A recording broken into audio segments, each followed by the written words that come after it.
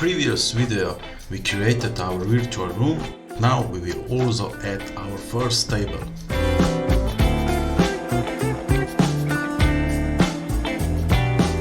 And now I will add also table.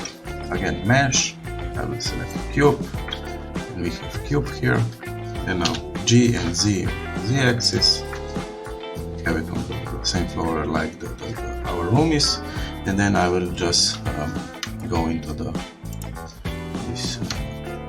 mesh view, or how they say it, it's viewport shading, and my new cube is selected, or I can select it again, and now I will move it towards the one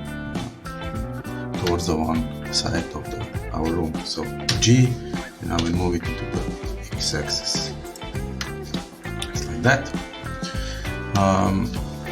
To a little bit modify our table, I will just go into the edit mode. So I press the tab button on keyboard, and now I can select these points and move it a little bit out. Select left points of my table, again G, on Y axis, move it a little bit out, and I want to decrease the height of the table.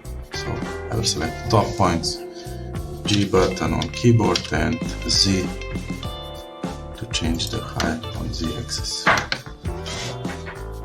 So if you go out of the edit mode, press the tab button, and we can see it. This is our scene. Yeah, it's really good.